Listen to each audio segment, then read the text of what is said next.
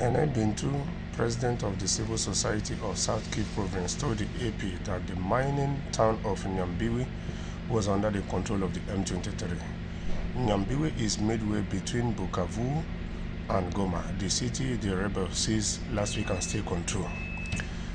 They have taken over Nyambiwe since this morning from 9 a.m., said Moise Nsimbiwe, a resident reached by phone.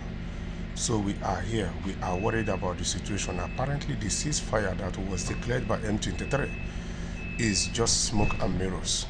So what does it tell you? It tells you that the M23 fooled the Congolese forces, fooled the UN forces, fooled the foreign forces by calling for this ceasefire to have a safe passage of humanitarian aid and a whole lot, while they took advantage of the so-called ceasefire they call themselves to take over this in Nyambiwe. The RDF and M23 coalition is violating the unilateral declared ceasefire and is facing fierce resistance from the FADC around Nyambiwe. The Congolese authorities said in a statement the RDF and M23 unilateral ceasefire was nothing but a Rwanda lie. Troops crossed the Great Barrier of Goma at night to attack the city of Nyambiwe. So this is to clarify that these M23 rebels called for this ceasefire. In as much as the Congolese forces and the foreign forces retrieved and allowed the ceasefire to hold, they took advantage of it to take over this in Nyambiwe. After seizing control of Goma, a province capital of 2 million people at the heart of region home to trillions of dollars in mineral wealth, the rebels were reported to be gaining ground in other areas of eastern Congo and advancing on Bukavu. The rebels on Monday said they did not intend to seize Bukavu or other areas, though they earlier expressed ambition to march on Congo's capital, Kinshasa, 8,000 miles away.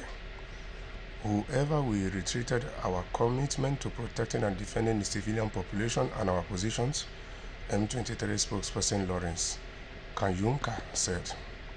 So this is funny, even though it's not funny, because you cannot call for ceasefire for humanitarian aid to come in and you took advantage of it to take another strategic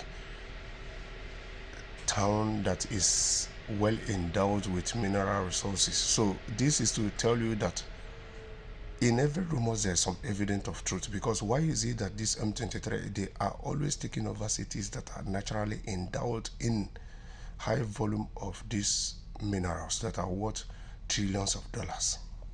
The M23 rebels are backed by some 4,000 troops from neighboring Rwanda, according to UN experts. That's far more than in 2012 when they briefly captured Goma, then withdrew after international pressure. The M23 are the most potent of more than 100 armed groups active in Congo's east, which holds vast deposits critical to much of the world's technology.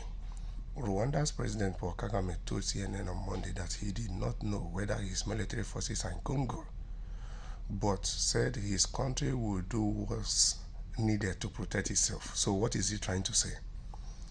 Experts and analysts have expressed concern that Rwanda aims to control parts of Congo to assure access to minerals.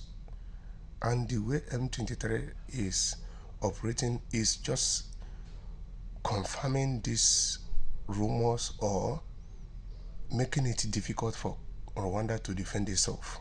Because why is it that M23 is always seizing towns, cities, that gives them access to control these minerals? You see, this is where African Union comes in. And every leaders in Africa that are really concerned about Africa should do whatsoever it takes to make sure that they put an end to this before it escalates and turns to a regional war, which will become then more difficult to control or more difficult to stop. And the earlier the better.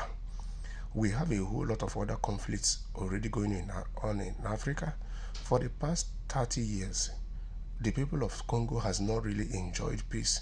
They have not really lived in peace without having to pack their bags and run to helter-skelter. So the earlier the leaders in Africa start using 2025 to find more solutions to existing conflicts, the better for all of us, rather than creating new ones for us.